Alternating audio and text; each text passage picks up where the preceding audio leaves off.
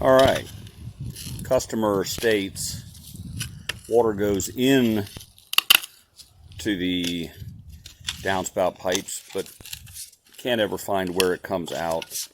And there's a high humidity condition in the basement that may or may not be related. So today, the thing to do is going to be investigate these pipes and see where they go and whether the lines are blocked, where the outlet is. And I did some work on this several years ago, adding these Schedule 40 lines for new gutters, but we tied into this old vitrified clay line that was already here at the owner's request, but now we're thinking that maybe it's compromised. So stay tuned. All right, so I got the Fernco off the VCP pipe, and I've got a steel fish tape stuck down inside there, hooked to a transmitter, and got a locator out on the other end. I managed to get about 40 or so feet of line, fish tape up the line. So now I'm just trying to kind of pinpoint the location of that. And then I'm thinking that there is a Y or a T, because there's more gutters coming off this side too. There's also gas lines. Gotta be careful of that. So these white dots are the possible alignment of the pipe. When I get out to where the signal stops, where the obstruction was hit, I'm thinking that's where the Y is, and I'm gonna start digging.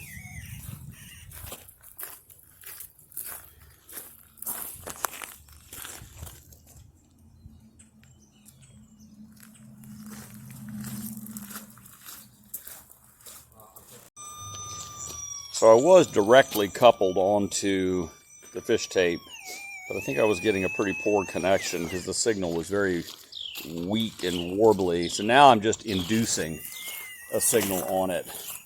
You know, there's a big coil antenna in the box that if you set it directly over a conductor and align it with the conductor, you can induce a signal on it. And sure enough, it comes out here and then it takes a turn. So we're getting a signal down here now, which would line up fairly well with the connection point with the other gutters. Yeah, fast beeping means overload signal. So you got to reduce the gain on the receiver.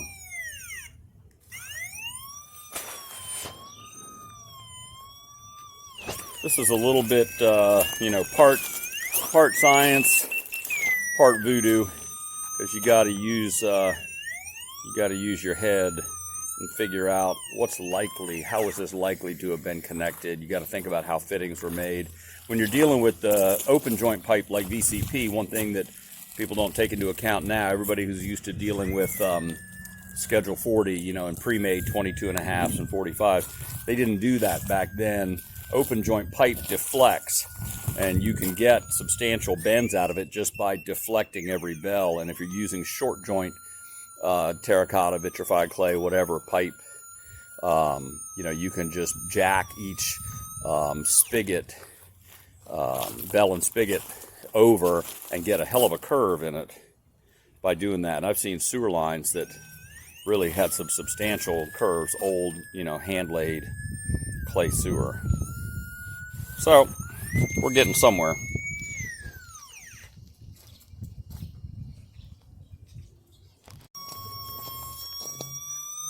So, when you get an ambiguous signal, you can rotate the wand, the receiver, over the signal, and when the signal peaks, whatever direction the wand is pointed is parallel to the direction of the conductor usually. So sometimes if you get a signal and you don't know where it's going, that's a way to kind of improve your guess. This Pipehorn, this is an old unit. It doesn't have any kind of a depth gauge on it. I've got another unit that I'm using that has a depth gauge. I'm going to try it next, see if it agrees. If both of the locators agree, then I'm going to be pretty confident that that's where the fish tape went. And then we'll start digging. All right, well now we uncovered another pipe, drilled a little access hole in it because we couldn't get through all the various bell fittings.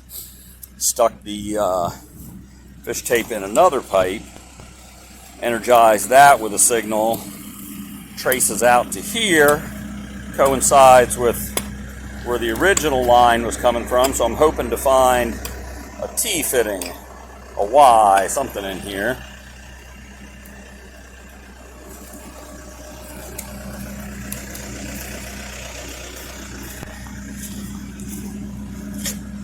We shall see.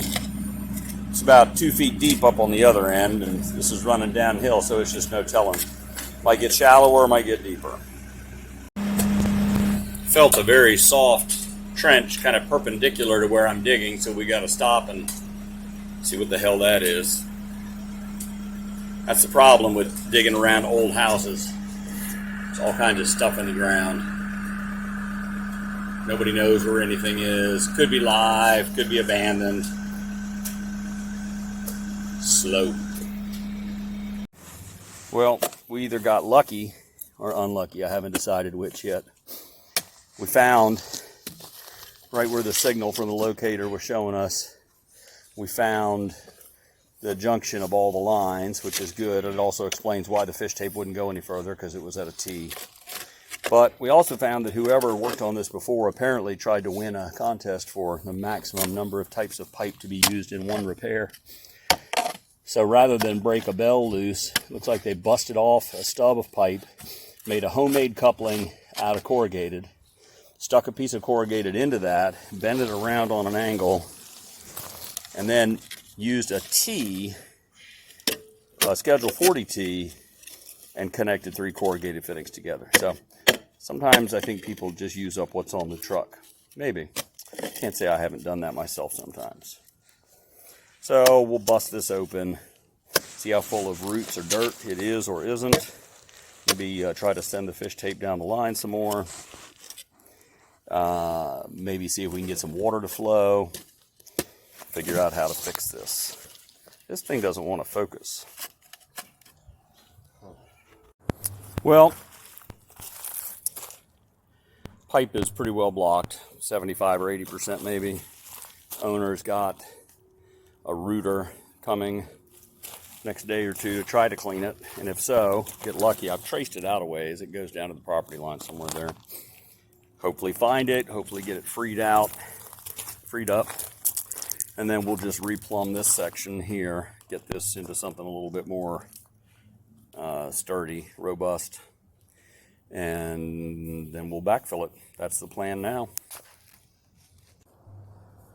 All right, we're back at it. Gave them a day for the decision to be made about snaking the line. Decided not to, since it's old clay pipe to begin with, and they weren't really sure where the outlet was. Can't say that I disagree. So, shot the grade from the invert out of that pipe to the discharge point down at the property line. Came up with a 7% grade. 7% in a 4-foot level is 3 3/8 inches, I think. So we just dug the ditch and graded it with a level, and worked out perfect. So now we're going to convert over from that S&D T to this green SDR 35 pipe. They've got the same, those two types of pipe have the same outside diameter, so we can glue into that fitting, and then we'll switch over to gasketed, push bell and spigot fittings.